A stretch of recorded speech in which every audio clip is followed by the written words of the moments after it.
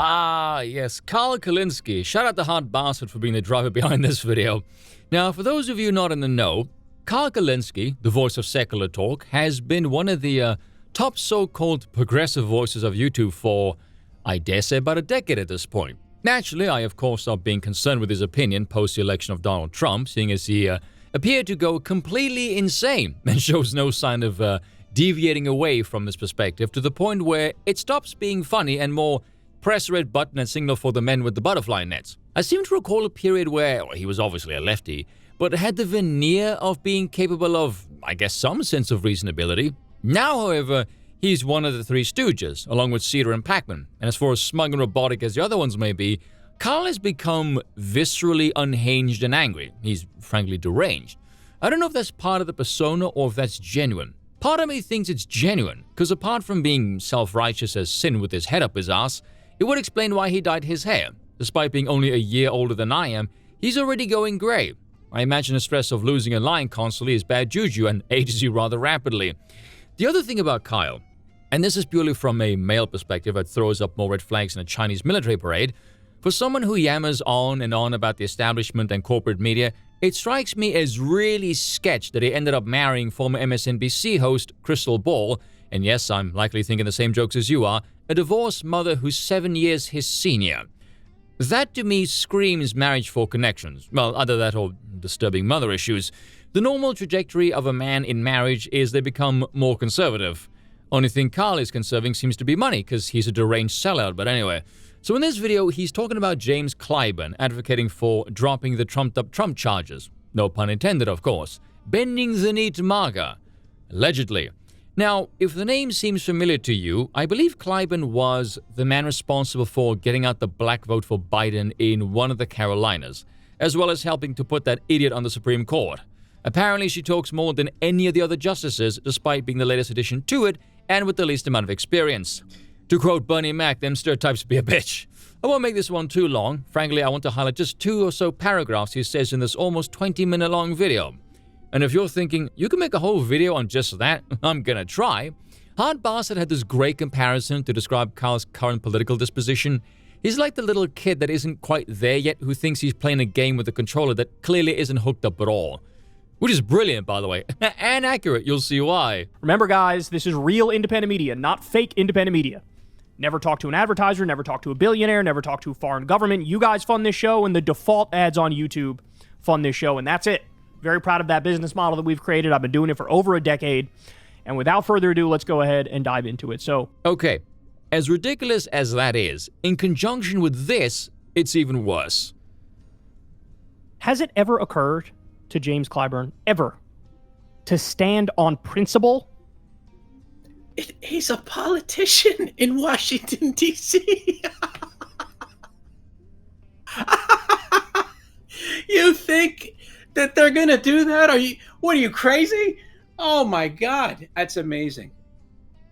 To do what's right for the sake of He's a Democrat in D.C. Has that ever happened? What's right? Has that ever occurred to him? Good question. HB rightly laughing his ass off, whereas I'm facepalming myself into unicorn status over here. I'm not exaggerating in saying this, but combine these two statements, and I genuinely believe Kulinski has no business discussing politics. The man's a moron. Start off with Clyburn, who's been in politics since the early 90s, before Princess Blondie over here could even spell progressive, let alone define it. Not that he can do that now, of course. Clyburn, as you can read there, served as the third-ranking House Democrat for 16 years during the years the Democrats controlled the House, and assistant Democratic leader during the Republican years. Naturally, considering the nefarious shenanigans by the Democrats for almost a damn decade now, it would behoove them to play nicely with the incoming administration, considering the Don and company just took the executive, the House, and the Senate. Carl seems to believe in fairy tale bollocks, a mythical world where his ignorant moral posturing somehow translates into political validity, where I have no idea whatsoever. Which brings us to his funding boast. In fact, let's hear it again. Remember, guys, this is real independent media, not fake independent media. Never talk to an advertiser, never talk to a billionaire, never talk to a foreign government. You guys fund this show, and the default ads on YouTube fund this show, and that's it. Very proud of that business model that we've created. I've been doing it for over a decade. I want you to really think what he's implying there, because in reality, that's quite a strange boast. I've never spoken to advertisers or billionaires. I just rake in large quantities from many people. The implication here seems to be this bestows upon him an air of legitimacy, a moral soul, if you will, as if ill intent comes purely from the financial resources he boasts about rejecting. Apparently. Rather convenient, that, isn't it? I'm not influenced by big money, just money. Oh yeah, that is quite the potent distinction there. All this tells me is you aren't connected to any formal power. You're just another producer of a product, and you boast about this as if your customer count somehow makes your product righteous, as if you can in no way be influenced by that fiscal source.